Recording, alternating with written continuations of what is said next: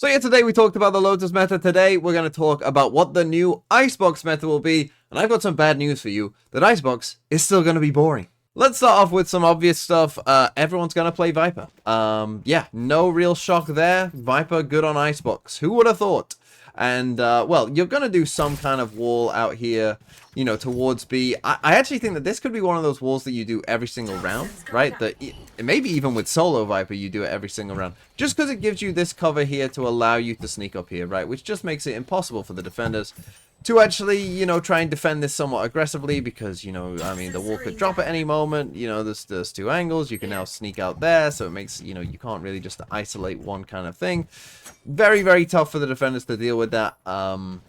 That's just going to be very, very strong. So this wall across B and, you know, just constantly creating pressure that you could have walked up here and now, you know, we can come from both sides. Like, that's just going to be a bit of a menace. In terms of defense side, what you'll do with Viper, you know, obviously the site on A didn't really change, so I assume we'll still see, you know, the good old-fashioned, like, you know, wall across type stuff that, you know, you saw before, that kind of stuff. I assume that will still be the case, although, you know, maybe I'm wrong, but I do think that's likely. And then, you know, probably putting a Viper orb, you know, either on top of this or, you know, somewhere down here, right? Like, just kind of normal stuff, to be honest, right? Nothing really changing that much, to be honest, with the way Viper is really played on this map. But, of course, Viper is still going to be really good. Now let's come to the Initiators, and let's start with an Initiator that everyone pretty much played, and that was Sova. Now, again, not much has changed here for Sova. I think perhaps the one thing that has changed is, like, this drone that was fairly common out towards B. You know, maybe got a little bit easier because, again, you know, this has all been cleared out, so maybe it's a bit, you know, there's just less to check. You can very quickly kind of go through that first part there, you know, start checking all of this, and maybe even get a bit further out towards site with that kind of drone. Really, this, you know, and maybe some lineups have been affected across the map and whatever, but, you know, that people will refine them.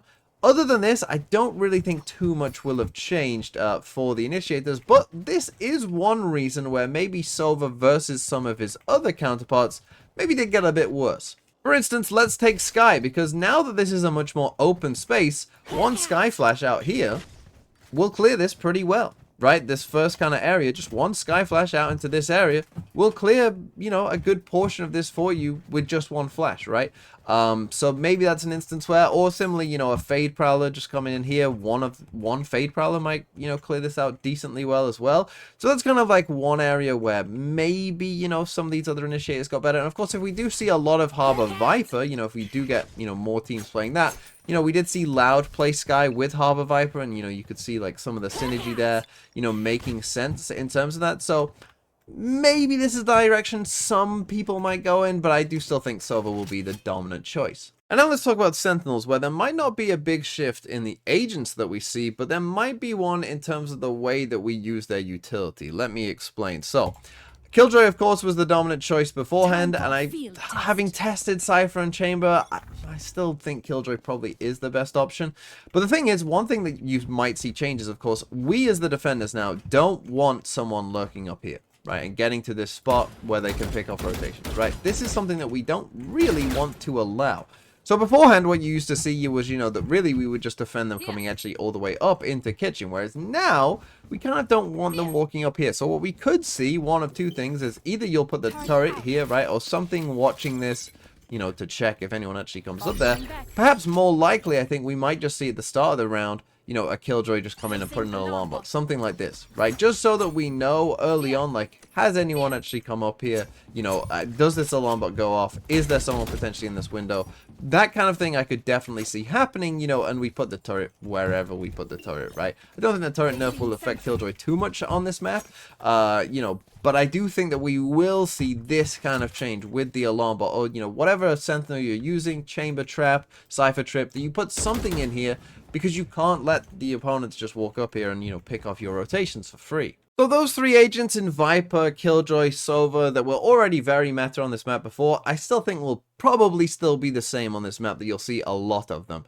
But the main debate, I think, on this map will be, do teams play Harbor Viper, or do they stick with the old kind of classic Sage stuff? Now, for me, I'd probably prefer the Harbor. The reason for that is because, as I mentioned, I think that this Viper wall that comes across B, you know, you'll want to throw it pretty much every round anyway. And so, obviously, that means if you want to come to A, you know, that means that you'll want a harbor to come and smoke this part of the map off for you. You know, that would be important, right? So this kind of thing, I think you could see a lot of, and we did see teams play Harbor, you know, towards like lock-in when Icebox was, you know, last in the pool and whatnot. Some teams finding success with it. I also think that Harbor allows you to, you know, do these B splits that maybe got a bit easier to do. That, you know, you could see like, you know, the Viper Orb is up here. I'll use a cove to kind of symbolize that. You know, you're sitting in the Viper Orb here. You know, you send the cascade out there. You then, you know, send a wall, you know, something like this, whatever, right, across there. The cascade, you know, allows you to come in here. You've blocked off the line of sights across there, right? The Harbor just makes this maybe, you know, an actual thing you might do quite often.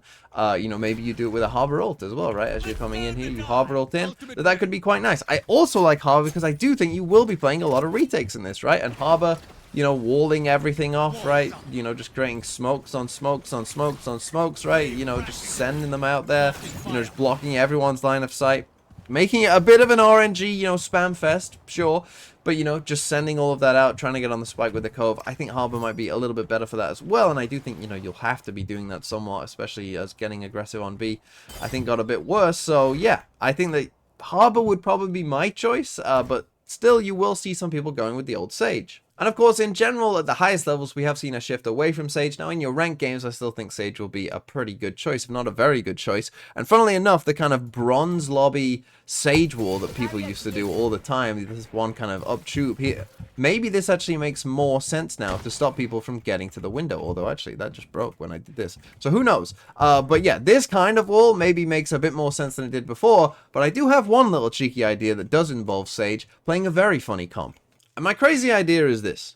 What if we played Viper, Killjoy, Sova, the 3 agents we're expecting to see, a Sage, and a Deadlock? Because what if we Sage wall, get the spike planted here, right? Like, this got easier to clear out, so we clear this out, we get to this spot, we Sage wall up, we plant the spike, we're all good there, and then we've got the barrier mesh, and we've got the 2 sonic sensors here for the post plant, and we've got the Gravnet, and we've got the 2 Sage slows, and we just make it living hell for you with the 2 walls, the Sage slows, the sonic sensors, the Gravnet. We just make it hell. Right, and we just play complete post-mount. Maybe we even play Viper and Sova lineups as well, right? Just to really stick it in your craw. Killjoy Nanoswarm lineups as well. And just really make it as annoying as possible to retake on this map.